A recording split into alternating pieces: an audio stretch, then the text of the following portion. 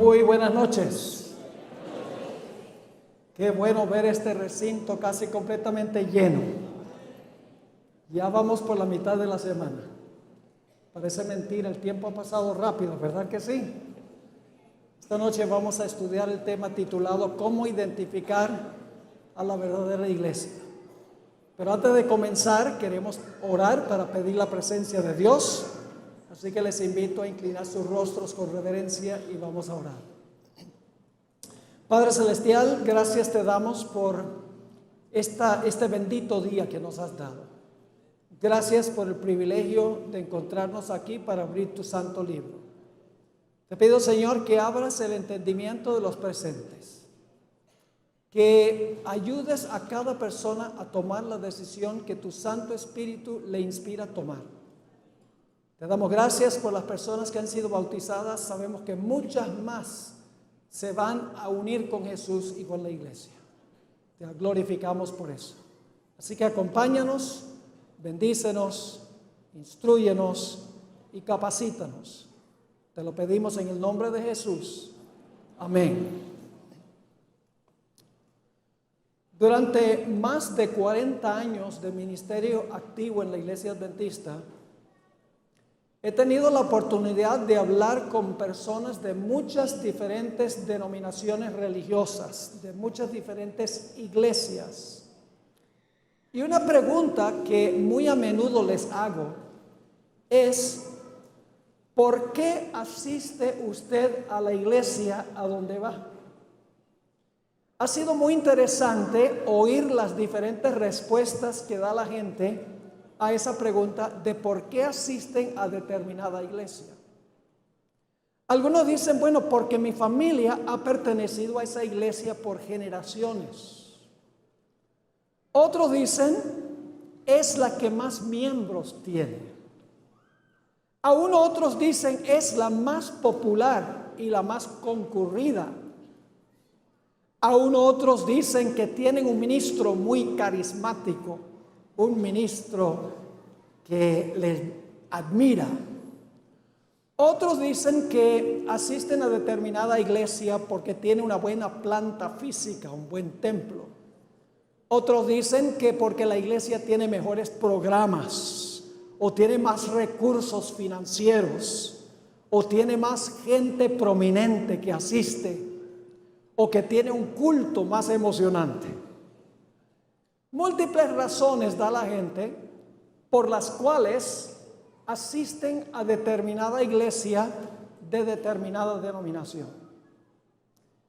Pero a nosotros nos interesa no solamente todas estas razones, que no son malas, nos interesa cuál es el criterio bíblico para determinar cuál es la verdadera iglesia. ¿Cuál es el criterio bíblico que identifica a la iglesia verdadera?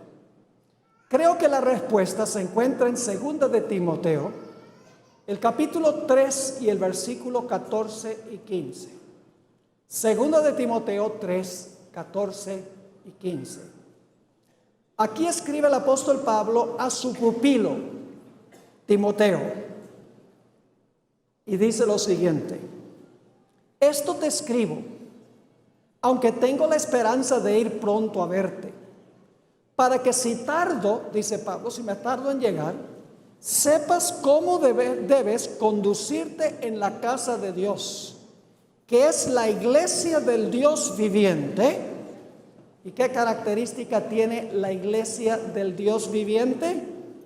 Columna y baluarte de la verdad. ¿Qué identifica a la verdadera iglesia? Es 1 de Timoteo, no 2 de Timoteo. Dicen, bueno, el pastor Borg tiene su propia versión de la Biblia. 1 de Timoteo, capítulo 3 y el versículo 14 y 15. ¿Qué dice la última parte del versículo? Con razón no respondieron. ¿Qué identifica la verdadera iglesia? Columna y ¿qué? Y baluarte de la verdad. Y esto nos lleva a preguntarnos, ¿qué es la verdad? La Biblia nos da 3 respuestas complementarias en cuanto a lo que es verdad. Vamos a Juan 14 y el versículo 6. Les aseguro que esa referencia está correcta. Juan 14 y el versículo 6 nos dice una de las definiciones de la verdad.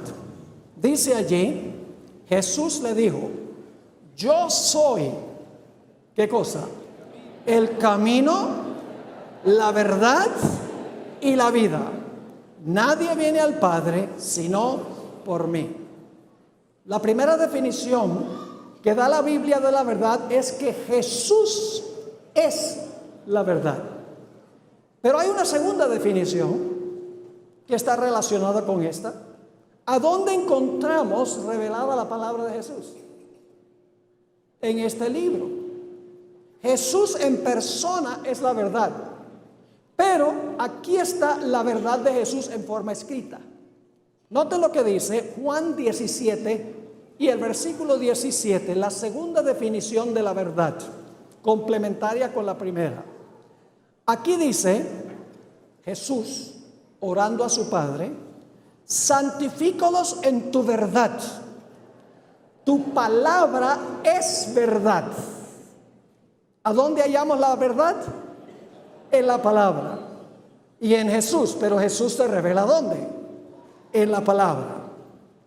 La tercera definición la encontramos en el Salmo 119 y el versículo 142. Salmo 119 y el versículo 142. Dice aquí, tu justicia es justicia eterna y tu ley la verdad. Así que tenemos tres definiciones de la verdad. Jesús es la verdad, su palabra es la verdad y su santa ley es la verdad. Todas esas definiciones se complementan una a la otra, no son contradictorias, sino que nos dan un cuadro completo. Es decir, la iglesia, lo que identifica a la verdadera iglesia, el baluarte y el fundamento de la verdad es lo que se encuentra en Cristo, en su santo libro y en su santa ley. Eso es verdad. Ahora, en nuestro estudio de esta noche, vamos a identificar cuándo, a dónde se iba a levantar la verdadera iglesia y qué características tendría la verdadera iglesia. Es decir, vamos a hablar de cronología, cuándo se levantó, geografía, a dónde se levantó, y en tercer lugar, teología, las características que da la Biblia de la iglesia verdadera. Ahora vamos a usar un método muy interesante. Se conoce como el método histórico de estudiar las profecías. Algunos le dicen el método historicista. En nuestro primer tema estudiamos Daniel el capítulo 2 y allí usamos el método histórico de estudiar las profecías. La profecía comienza a cumplirse en los días cuando escribió el profeta. Babilonia, luego el siguiente reino, Medo-Persia, luego el siguiente reino, Grecia, luego el Imperio Romano. Luego se divide el Imperio Romano en 10 reinos y entonces la piedra pega en los pies de la imagen y Cristo establece su reino eterno. Es decir, esa profecía nos da el punto de comienzo con Babilonia y nos da el punto de terminación, la venida del Señor Jesucristo, y todos los eventos en cadena entre un evento y el otro evento. ¿Están entendiendo el método histórico o el método historicista? Vamos a usar ese método en nuestro estudio esta noche porque ese es el método que aparece en la Sagrada Escritura. Otro punto que debemos recordar antes de estudiar un capítulo muy importante es que las profecías apocalípticas están llenas de símbolos y nosotros tenemos que interpretar el significado de los símbolos. Es decir, no se pueden tomar los símbolos literalmente. Satanás no es un dragón personalmente que tiene 7 cabezas, 10 cuernos y una cola que arrastra a una tercera parte de las estrellas. Todo eso es simbólico, representa algo más allá de lo literal. No existen en la vida real leones con alas de águila, ni leopardos con 4 cabezas y 4 alas. No existen osos más altos en un lado que en el otro lado. Ni existen dragones que tienen 10 cuernos y luego le sale un cuerno pequeño que arranca 3. Es decir, no se puede tomar literalmente el lenguaje de las profecías apocalípticas. Tenemos que descodificar o tenemos que interpretar lo que significan los símbolos, y eso es lo que vamos a hacer en nuestro estudio de hoy. ¿Están claros esos puntos? El método histórico comienza en los días cuando vivió el profeta, termina la cadena cuando Cristo, el Señor, venga.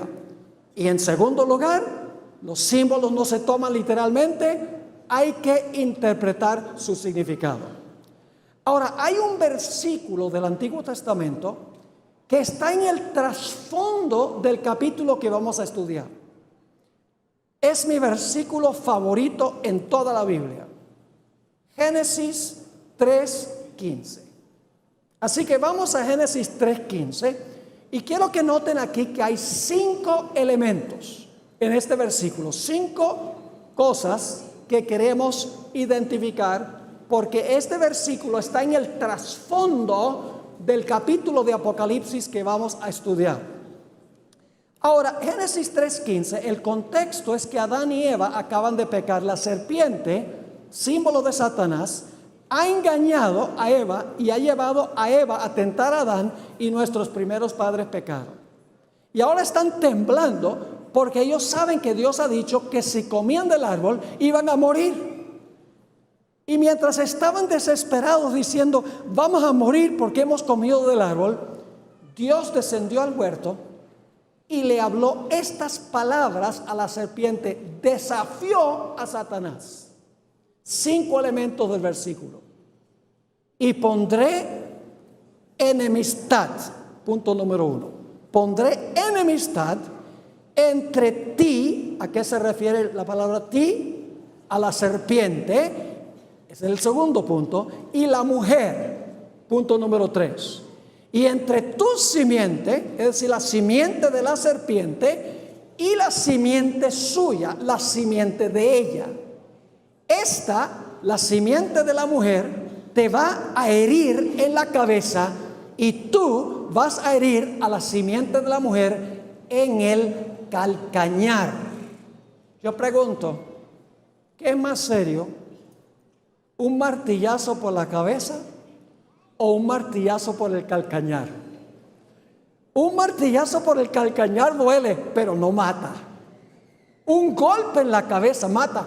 Aquí Dios le está diciendo a Satanás: sí, tú llevaste a los primeros padres de la raza humana a pecar, y ellos se van a multiplicar y van a traer al mundo pecadores, pero te estoy avisando que voy a mandar una simiente nacida de mujer, y esa simiente nacida de mujer te va a aplastar la cabeza. Estos 5 elementos están en el trasfondo del capítulo que queremos estudiar. Vamos en nuestras Biblias a Apocalipsis, el capítulo 12. Apocalipsis, el capítulo 12. Para mí fue un tanto difícil preparar este tema, porque estudiar un capítulo entero de Apocalipsis en un tema es prácticamente imposible. Pero vamos a ver cómo nos va en la explicación y en la interpretación de este magnífico capítulo. Ahora, primero déjenme mencionarles cuál es la estructura del capítulo 12. Necesitamos saber cómo el capítulo 12 de Apocalipsis está organizado. Tiene básicamente 3 partes. La primera parte del capítulo tiene que ver con la guerra del dragón contra la simiente de la mujer. La segunda parte del capítulo tiene que ver con la guerra de la serpiente contra la mujer. Y la tercera parte del capítulo tiene que ver con la guerra de la serpiente contra la simiente de la simiente. Esas son las tres partes del capítulo: la guerra contra el niño, la guerra contra la mujer y la guerra final contra el remanente. Ahora les voy a mencionar los versículos a donde se encuentran estos tres puntos. En primer lugar, la guerra del dragón, que se identifica también como la serpiente, contra el niño, se comenta en los versículos 1 al 5 y luego se amplía en los versículos 9 al 12. Así que presten atención porque es un tanto complejo esto. La guerra contra el niño está en los versículos 1 al 5 y luego se amplía un poco más en los versículos 9 hasta el versículo 12. El odio del dragón o la serpiente contra la mujer se presenta en el versículo 6 y se amplía en los versículos 13 al 16. Y la guerra final contra el remanente se describe en Apocalipsis 12, 17 y se amplía en el capítulo 13. Así que repitiendo, porque esto es muy importante: la guerra contra el niño, Apocalipsis 12, 1 al 5 y 9 al 12. La guerra contra la mujer, Apocalipsis 12, 6 y los versículos 13 al 16. La guerra contra el remanente final, Apocalipsis 12, 17, ampliado en todo el capítulo 13 del libro de Apocalipsis. ¿Está claro esto? Ahora, si tuviera tiempo, desmenuzaríamos más esto. Pero lo que quiero que tengan en mente ahora es que en la primera mitad del capítulo se presentan los tres elementos de la guerra y luego en la segunda parte del capítulo se amplían esos tres elementos. Así que hablemos en primer lugar de la guerra de la serpiente contra la simiente de la mujer, contra el niño. Apocalipsis 12 y el versículo 1 al 5, y vamos a interpretar los símbolos a medida que avanzamos. Dice allí: apareció en el cielo una gran señal, una mujer. ¿Cuántos de ustedes han visto una mujer alguna vez que está parada sobre la luna y está vestida del sol y tiene en la cabeza 12 estrellas? Todo eso es simbólico. Cada aspecto representa algo más allá de lo literal. Ahora, ¿qué representa una mujer simbólicamente en las profecías? Representa la iglesia verdadera. Ahora, la pregunta clave es: ¿la mujer aquí representa la iglesia del Antiguo Testamento o representa la iglesia del Nuevo Testamento?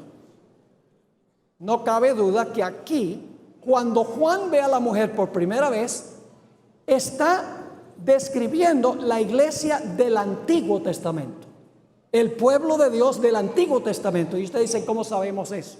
Sigamos leyendo. Apareció en el cielo una gran señal, una mujer vestida del sol. ¿Qué representa el sol? En Génesis se le llama al sol la luz ¿qué? Mayor. Ahora, ¿quién es espiritualmente la luz mayor? Cristo Jesús. ¿Cuál es la luz menor en Génesis? En Génesis la luz menor es la luna. Y la luna refleja la gloria ¿de qué? Del sol. Lo que está diciendo esto es que esta iglesia está vestida de Cristo Jesús y está fundada sobre las escrituras que dan testimonio de Jesús, así como la luna da testimonio de la luz del sol.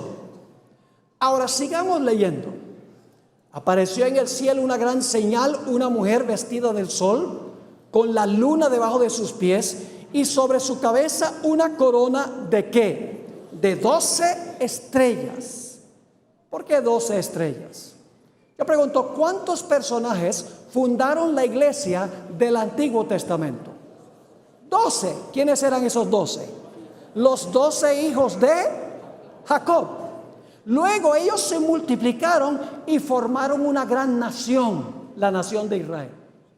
Yo pregunto, ¿cuántos apóstoles son el fundamento de la iglesia del Nuevo Testamento?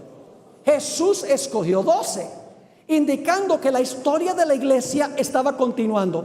Y luego por la predicación del evangelio, esos 12 se multiplicaron y establecieron una gran nación que es la iglesia cristiana. Es decir, la mujer con la corona de 12 estrellas representa la iglesia verdadera en el Antiguo Testamento, que tuvo 12 fundadores, y en el Nuevo Testamento, que tuvo también 12 fundadores. Versículo 2. Y estando encinta, la mujer clamaba con dolores de parto en la angustia del alumbramiento. ¿Qué tenía la mujer en su vientre? Un bebé. Ahora le voy a decir por qué razón cuando Juan ve a la mujer en el versículo 1 es la iglesia del Antiguo Testamento. Yo pregunto, ¿la iglesia existió antes que Jesús? Sí, Señor. Porque cuando Juan ve a la mujer, el bebé todavía está en el vientre. Y si Cristo no ha nacido primero, no puede haber iglesia del Nuevo Testamento. Yo pregunto, ¿Jesús nació de la nación de Israel? ¿Jesús vino de la nación de Israel? ¿Cómo no? Así que cuando Juan ve a la mujer, Jesús no ha nacido todavía. Tiene que ser la iglesia del Antiguo Testamento. Así que dice, clamaba con dolores de parto en la angustia del alumbramiento.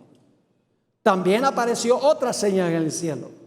He aquí un gran dragón escarlata.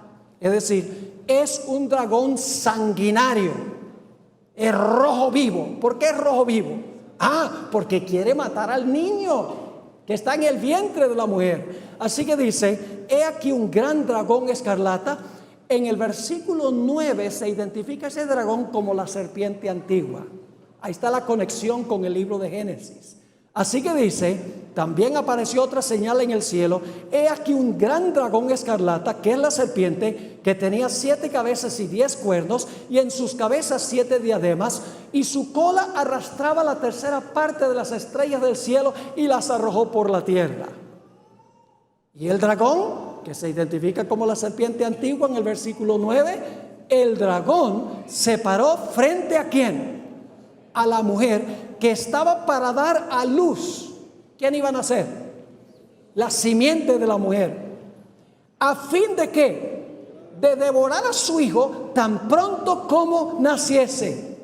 Y ella dio a luz a un hijo varón. Yo no conozco ninguna otra clase de hijo. Un hijo varón que regirá con vara de hierro a todas las naciones, y su hijo fue arrebatado para Dios y para su trono. Yo pregunto, ¿este pasaje tiene todos los elementos de Génesis 3:15? ¿Hay enemistad? Sí. ¿Hay una mujer? Sí. ¿Cómo no? ¿Hay una serpiente o un dragón? ¿Cómo no? ¿El dragón tiene su simiente? ¿Quién es la simiente del dragón cuando Cristo nace? ¿Qué hizo? Cuando Cristo nació, Satanás estaba parado ahí con rabo y cacho y tridente en la mano para matar a Cristo. El diablo no es así, como la gente cree. ¿Cómo procuró Satanás matar a Cristo cuando nació? Usando a su simiente, que era ¿quién? Herodes, un gobernante romano. ¿La mujer también tenía su simiente? Sí. Este pasaje está describiendo el cumplimiento de la primera promesa de la Biblia. Está describiendo la guerra que iba a surgir cuando el Señor Jesucristo naciera. Ahora yo pregunto, ¿contra quién es la primera enemistad? ¿Contra la mujer o contra la simiente de la mujer? Contra la simiente. Fíjese cómo cuadra eso con Génesis 3:15. Porque Génesis 3:15 dice, enemistad pondré entre ti y la mujer, es decir, entre la serpiente y la mujer, y entre tu simiente, la simiente de Satanás y la simiente de la mujer. Él, la simiente de la mujer, te herirá a ti la serpiente en la cabeza y tú le herirás a la simiente de la mujer en el calcañar. ¿Entre quiénes es la guerra primordial? No entre Satanás y la mujer. Ese es su plan B.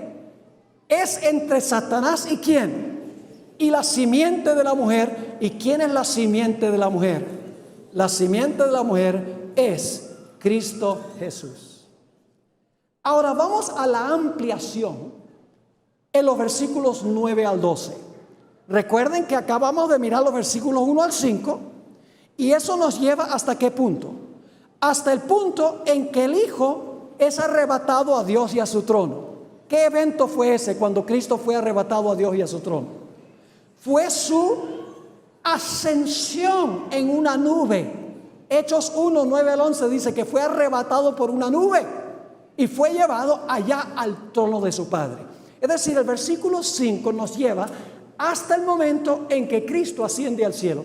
Pero ahora el escritor, inspirado por el Espíritu Santo, quiere decirnos algunas cosas más en cuanto a la muerte de Cristo, su resurrección y su victoria sobre el mal y el pecado y Satanás específicamente.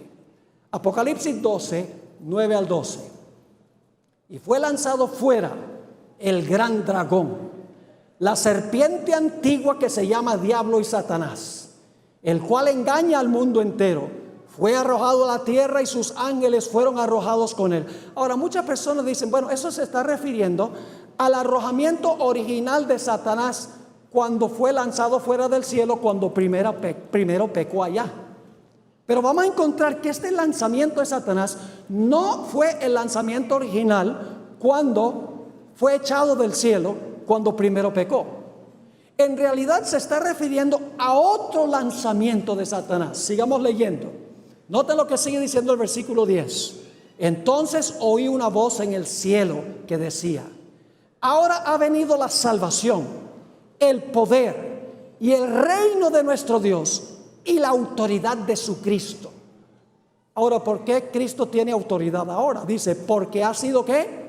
Lanzado fuera el acusador de nuestros hermanos, el que los acusaba delante de nuestro Dios día y noche. Yo pregunto, cuando Satanás fue originalmente lanzado del cielo, ¿había hermanos que acusar?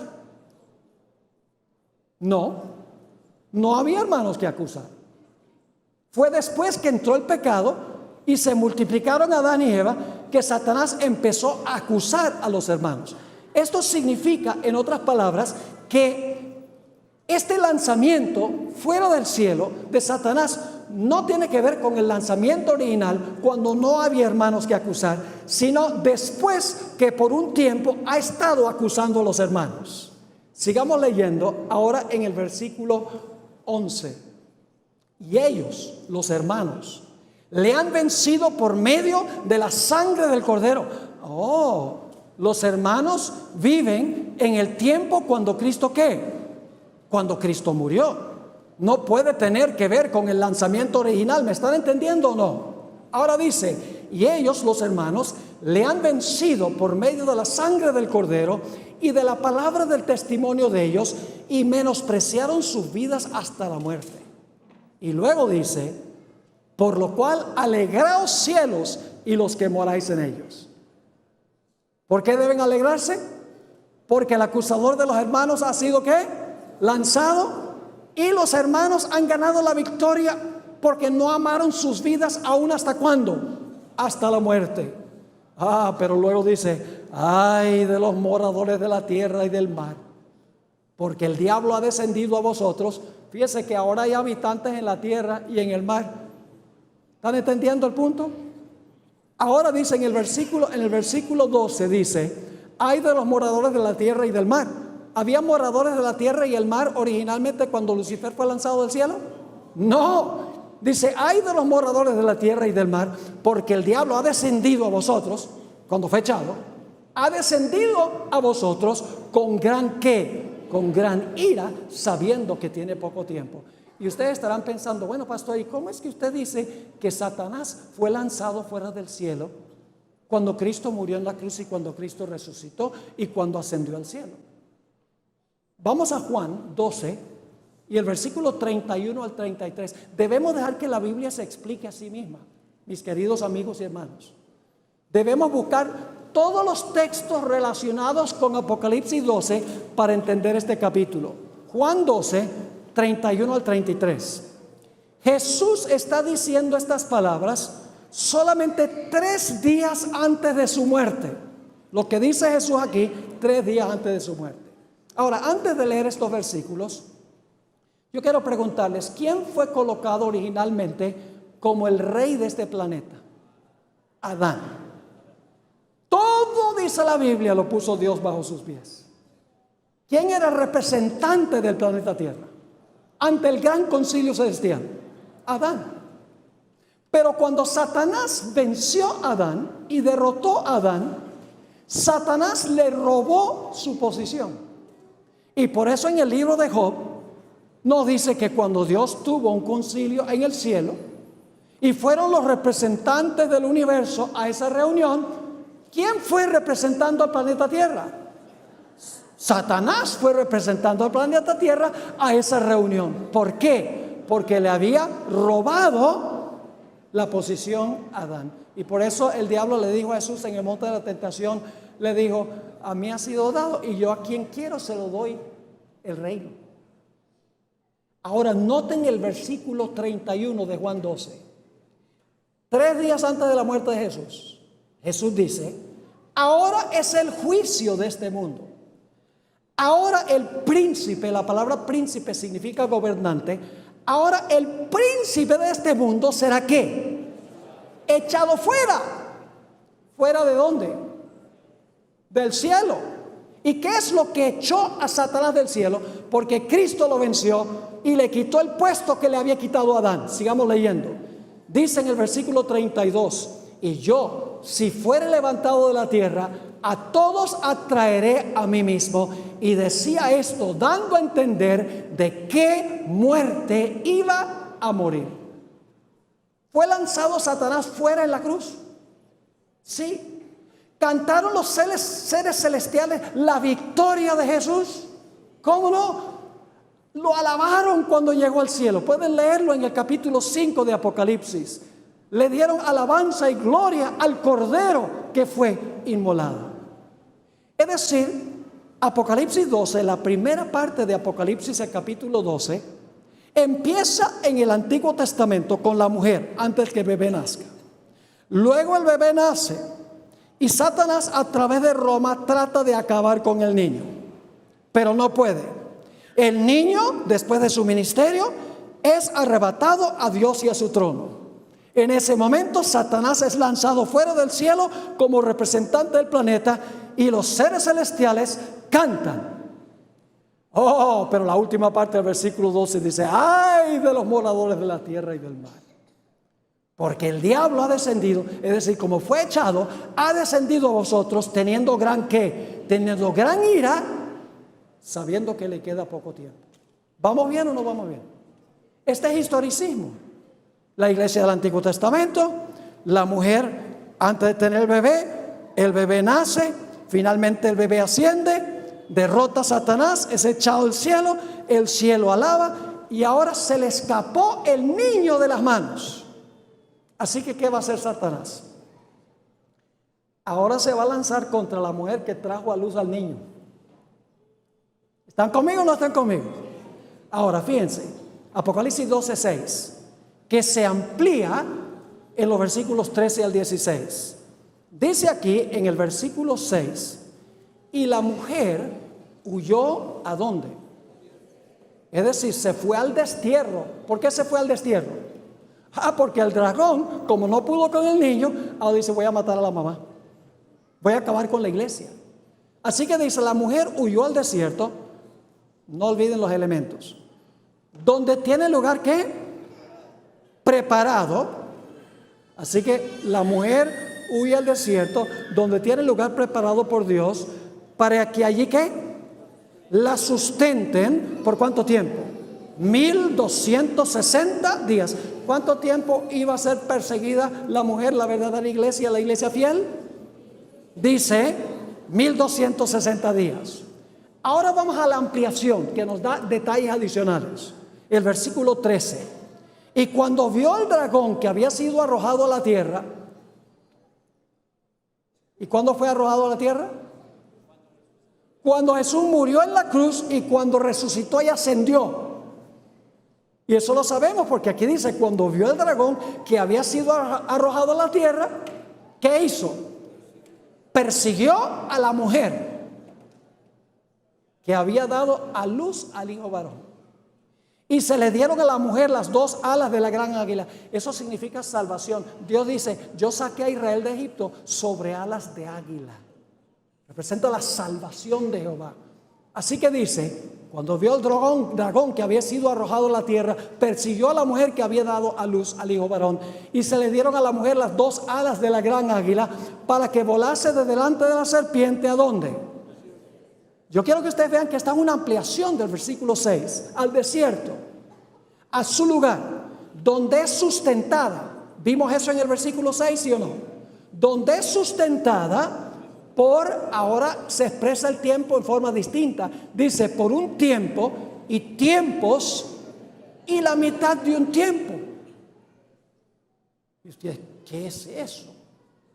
Recuerden que en las profecías estamos tratando con ¿qué? Símbolos. Es decir, los periodos de tiempo son simbólicos. Ahora, yo les pregunto, si yo fuera algún día a regresar aquí a Medellín, digamos yo tengo planes de regresar a Medellín en 3 años y medio, yo le digo a mis queridos hermanos, no se preocupen, yo regresaré en 1260 días. O mejor aún, no se preocupen hermanos y hermanas, yo regresaré en tiempos y la mitad de un tiempo. La Biblia también se refiere a este periodo como 42 meses. El sabor de la expresión es simbólico. Si Dios hubiera querido decir 3 años y medio literales, hubiera dicho 3 años y medio, como dice en Santiago 5:17, que no llovió en los días de Elías 3 años y 6 meses. Esa es la forma normal. En realidad, en la Biblia hay un principio, y ese principio es que cada día equivale a ¿cuánto? Equivale a un año. Ahora, yo les pregunto, ¿cuántos días tienen 42 meses? Aquí estamos en una universidad. Debe ser fácil hacer la operación. ¿Qué hacemos para saber cuántos días tiene 42 meses? Multiplicamos 42 por 30, que es el mes bíblico. ¿Cuánto nos da? 1260 días. ¿Qué tal la expresión tiempos, la mitad de un tiempo? ¿Cuántos tiempos es eso? Son 3 años y medio. Ahora, si multiplican 3 años y medio por 360 días cada año, ¿cuánto les da? 1260 días. Es decir, escuchen bien, después que se le escapó de las manos al dragón o a la serpiente, el niño, ahora Satanás dice, voy al plan B, voy a atacar a la mujer, a la iglesia que trajo al Mesías al mundo. ¿Y cuánto tiempo iba a durar esa persecución? 1260 años. Lamentablemente no tenemos tiempo de estudiar Daniel 7, donde se usa la misma expresión, tiempos y la mitad de un tiempo. Se habla de un cuerno pequeño que habló blasfemias contra el Altísimo. Persiguió a los santos del Altísimo. Pensó que podía cambiar los tiempos y la ley de Dios. Y gobernó por tiempos y la mitad de un tiempo. 1260 años. Y si ustedes miran la historia, van a encontrar que la Roma papal ascendió al poder en el año 538 de la era cristiana, cuando fue arrancado el tercer reino de los tres reinos que arrancó el cuerno pequeño: los érulos, los vándalos y los ostrogodos. Los ostrogodos fueron el último reino arrancado en el año 538 y permitió que la Roma papal subiera a la soberanía.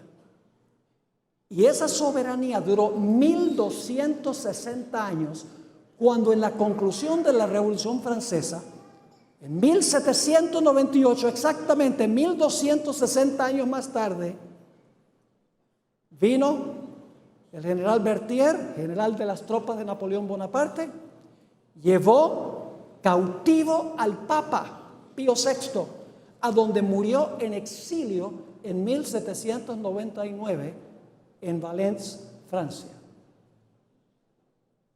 Ahora nos hemos movido en forma historicista, nos hemos movido de la iglesia del Antiguo Testamento. El niño nace, Satanás procura matarlo, pero el niño es arrebatado a Dios y a su trono. Luego entonces Satanás dice: me voy a lanzar en contra de la mujer. 1260 años. Pero hacia el final de los 1260 años, algo ayudó a la mujer. Noten Apocalipsis 12 y el versículo 16. Apocalipsis 12 y el versículo 16. Pero la tierra, ¿qué hizo? Ayudó a la mujer. ¿Qué había hecho el dragón en los versículos anteriores? Dice que había echado agua de su boca para tratar de ahogar a la mujer. ¿Qué representan las aguas en la Biblia? Las aguas representan muchedumbres. Es decir, Satanás usó su simiente, usó su gente para tratar de acabar con la iglesia. Pero dice aquí que algo vino al rescate. Pero la tierra ayudó a la mujer. Pues la tierra abrió su boca, simbólico, porque la tierra no tiene boca. Abrió su boca y ¿qué hizo?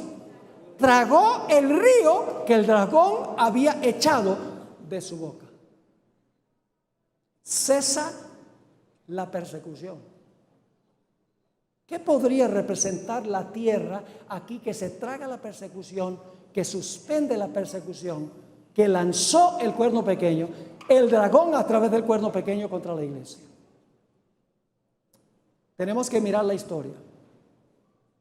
Los perseguidos en Europa, a donde tenía dominio el papado, buscaron refugio en otro sitio a donde se garantizaba la libertad de conciencia y la separación de la iglesia del poder civil. Se conocen como los peregrinos.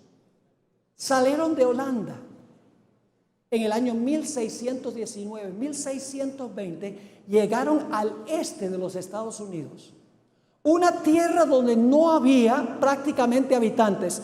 Por eso las naciones de Daniel 7 salen del mar, porque son naciones donde hay muchedumbres, naciones y lenguas. Pero aquí dice la tierra donde casi no hay habitantes. ¿A qué vinieron esas personas que estaban siendo perseguidas en Europa? Estaban buscando ¿qué cosa? Libertad de culto. Y llegaron allí, al este de los Estados Unidos, y la tierra, la nación de los Estados Unidos, le aportó un lugar a donde pudieran adorar a Dios de acuerdo a los dictámenes de sus propias conciencias. ¿Me están entendiendo lo que estoy diciendo? Es el siguiente paso que encontramos en esta profecía. Ahora yo pregunto, ¿ustedes creen que Satanás está contento de que hoy en día hay gobiernos democráticos en el mundo que surgen de esa época cuando vinieron los peregrinos a Estados Unidos? Luego se exportó este principio a otros países del mundo. ¿Ustedes creen que Satanás está contento de que la gente tiene libertad de culto y libertad de conciencia? No. Porque Satanás odia la libertad. Él quiere obligar a la gente a seguir sus principios. Así que yo pregunto, ¿va a levantar Satanás una última persecución? Se va a acabar la libertad de cultos, se va a acabar la separación de la iglesia del poder civil. Nuevamente va a haber persecución contra la iglesia como lo hubo en el pasado contra la iglesia fiel. Apocalipsis 12 y el versículo 17. Entonces, el dragón se llenó de ira contra la mujer. ¿Por qué se llena de ira contra la mujer? Porque ¿quién ha ayudado a la mujer? La tierra. ¿Ve? El dragón, el cuerno pequeño persigue 1260 años. Se suspende la persecución, la tierra ayuda a la mujer y ahora dice, entonces el dragón se llenó de ira contra la mujer. Es la segunda etapa de ira, porque la primera etapa fueron los 1260 años. Y se fue a hacer ¿qué? Guerra. Y esta versión del 60 dice, contra el resto de la descendencia de ella. Una mejor traducción es contra el remanente de la simiente de ella. Ahora paremos un momento allí. ¿Qué significa el remanente de la simiente de la mujer? ¿Quién es la simiente de la mujer? ¿Se ha identificado en Apocalipsis 12 quién es la simiente de la mujer? La simiente de la mujer es el hijo varón, es Cristo. Entonces, ¿quién sería el remanente de la simiente de la mujer? ¿El remanente de quién? El remanente de Cristo Jesús. El remanente final de Cristo Jesús. Y este remanente final que se levanta en la tierra, porque ahí es que el dragón está airado, se levanta después del año 1798, tiene dos características. Dice allí al final del versículo 17, los cuales ¿qué? Guardan los mandamientos de Dios y tienen o poseen el testimonio de Jesucristo. ¿Qué son los mandamientos de Dios? ¿Cuántos son? Son 9, ¿no? Son 10, pero uno está cambiado. ¿Uno está cambiado? No, son 10 mandamientos. ¿Qué caracteriza al remanente final? Guarda los mandamientos de Dios. ¿Cuántos? De eso vamos a hablar más adelante, durante esta semana, Dios mediante. Guarda los mandamientos de Dios, el remanente fiel, y posee o tiene ¿qué cosa? El testimonio de Jesucristo. Y surge la pregunta, ¿qué es eso del testimonio de Jesucristo? ¿Podemos saber qué es el testimonio de Jesucristo? Sí, la Biblia nos dice que es. Apocalipsis 19:10. Apocalipsis el capítulo 19 y el versículo 10. Dice, se aparece un ángel a Juan. Juan se arrodilla para adorar al ángel. Y el ángel le dice, no lo hagas. Dice, yo me postré a sus pies para adorarle. Y él me dijo, mira, no lo hagas. Yo soy consiervo tuyo y de tus hermanos. Recuerden eso, de tus hermanos. ¿Qué tienen los hermanos de Juan? Que retienen el testimonio de Jesús. Los hermanos de Juan tienen el testimonio de Jesús. Y luego dice, adora a Dios porque el testimonio de Jesús es el espíritu de la profecía. Es decir, el remanente final va a tener el espíritu de profecía. Pero usted dice, ¿qué es eso del espíritu de profecía? Bueno, el testimonio de Jesús es el espíritu de profecía. Pero ¿qué significa eso? Tenemos que ir a Apocalipsis 22 y el versículo 8 y 9. Apocalipsis 22 y el versículo 8 y el versículo 9. Es paralelo al texto del capítulo 19:10 que acabamos de leer. Dice en Apocalipsis 22, 8 y 9, yo, Juan, soy el que oyó y vio estas cosas. Y después que las hube oído y visto, me postré para adorar los pies del ángel que me mostraba estas cosas. Pero él me dijo, mira, no lo hagas, porque yo soy consiervo tuyo. ¿Y de qué? ¿Qué tenían los hermanos de Juan en el 19:10? El testimonio de Jesús, que es el espíritu de profecía. Pero ¿quiénes son ellos? Dice, yo soy consiervo tuyo de tus hermanos los que. ¿Qué es el testimonio de Jesús? Es tener a un profeta. Así que dice, tus hermanos los profetas y de los que guardan las palabras de este libro, adora a Dios. Ahora vamos a repasar lo que hemos estudiado. ¿Han visto la trayectoria? Como Daniel 2, trayectoria histórica. ¿Dónde comienza? Con la iglesia del Antiguo Testamento. Luego sigue ¿con qué? Con el nacimiento de Jesús. ¿Qué hace Satanás a través de Roma cuando Jesús nace? Trata de matarlo. ¿Es capaz de hacerlo? No. Es arrebatado a Dios y a su trono, la ascensión. Luego Satanás dice un plan B. No pude con el niño, así que me lanzo contra la iglesia, contra la mujer. ¿Cuánto tiempo persigue la mujer? 1260 años. ¿Y qué pasa al final, hacia el final de los 1260 años? La tierra, el territorio de los Estados Unidos, ayuda a la mujer, le da refugio a la mujer que está siendo perseguida en Europa. Y esto enoja al dragón.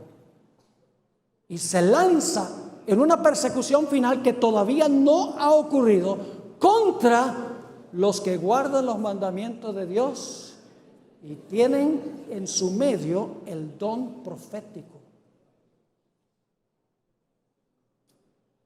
¿Cuántas iglesias en el mundo cumplen estas características? Surgió en los Estados Unidos.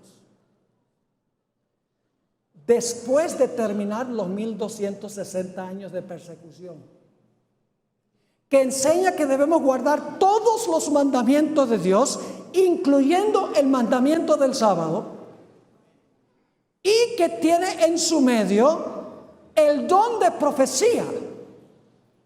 No hay sino una sola iglesia en el mundo, mis queridos amigos y hermanos. La iglesia adventista del séptimo día es la única que cuadra con estas características. Ahora alguno podrá decir, bueno, el pastor Borges es arrogante, dice que solo la iglesia adventista tiene creyentes fieles. No. Nosotros creemos que hay verdaderos hijos de Dios en todas las iglesias. Creemos que hay personas que se van a salvar en todas las iglesias. No creemos que nosotros los adventistas somos los exclusivos que nos vamos a salvar. Lo que sí sabemos es que las personas que están en otras iglesias, que son sinceros de corazón, aman a Jesús, no conocen toda la verdad. Y cuando oyen la verdad y aceptan la verdad, salen de allí y se integran al pueblo de Dios que enseña la profecía. Ahora yo quiero concluir mencionando el asunto de cómo se entra a la iglesia remanente. Yo sé que muchos de los que se están preparando para el bautismo han estudiado estas cosas, han estudiado las doctrinas de la iglesia adventista. Yo quiero que ustedes sepan que yo soy pastor de la iglesia adventista, no porque yo vengo de una familia adventista o por tradición o porque mis padres fueron adventistas. Yo soy adventista de convicción, a base de mi estudio de la palabra de Dios. No cabe duda que Dios ha dado una gran verdad a la iglesia adventista del séptimo día para proclamar a todo el mundo. Ahora escuchen bien, el bautismo significa dos cosas. En primer lugar, el bautismo significa unirse con Jesús. Es decir, que personas en otras iglesias que se han bautizado por inmersión, como dice la Biblia, están unidos con Cristo. Porque aman a Jesús. Están en Él. Pero el bautismo significa otra cosa. El bautismo no solamente significa que nos unimos con Cristo nuestro Salvador, sino que significa también que nos unimos al cuerpo de Cristo, a su iglesia. Unión con Cristo y unión con la iglesia que enseña la verdad. Y ustedes dicen, ¿dónde dice la Biblia eso? Nuestros últimos dos textos, Hechos, el capítulo 2 y el versículo 41, Hechos 2:41. Está hablando de lo que ocurrió en el día del Pentecostés. Así que los que recibieron su palabra fueron bautizados y fueron añadidas. ¿Añadidas a qué? Añadidas a ellos, la expresión a ellos está añadida, porque está en cursivas. Los traductores la metieron, aunque no está en el original. Literalmente dice, y fueron añadidas como 3,000 personas ese día. ¿Añadidas a qué? Versículo 47. Alabando a Dios y teniendo gracia con todo el pueblo. Y el Señor, ¿qué? Añadía cada día a la iglesia los que habían de ser salvos. No solo se añade a Cristo cuando se bautiza, sino que se añade a su iglesia que enseña la verdad para este tiempo. Y yo no voy a ser diplomático ahora, yo lo voy a decir directamente.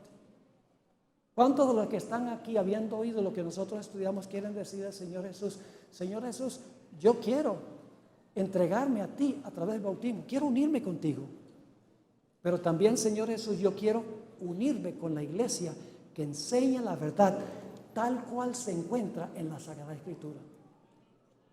Si ese es el deseo de tu corazón, yo voy a pedirte que te pongas de pie y yo voy a tener una oración contigo esta noche. Ponte de pie si ese es el deseo de tu corazón. Yo sé que hay muchos que han tomado la decisión. Pasen aquí adelante, ustedes saben que yo los mando a pasar aquí adelante. Vengan adelante, yo voy a tener una oración para todos los que están respondiendo a este llamado.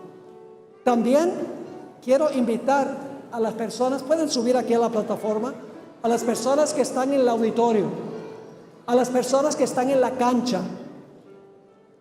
Si pueden acercarse aquí a este lugar, si no, hay un pastor que los va a atender allá. Esta es una invitación gloriosa, es un privilegio pertenecer a la iglesia que enseña la verdad para este tiempo. Gloria a Dios, tenemos un buen número de personas que se están acercando aquí a la plataforma, expresándole a Jesús: sí, yo me voy a unir contigo y me voy a unir con tu iglesia que enseña la verdad. También queremos invitar a los que están viendo estas presentaciones en el internet que por favor ingresen a la página para que ustedes también puedan expresar su deseo de unirse con Jesús a través del bautismo y de unirse también con su iglesia. ¿Hay alguien más que quiere venir aquí al frente en estos momentos y decirle esto a Jesús? Ustedes no están decidiendo para mí, están tomando la decisión para el Señor Jesús.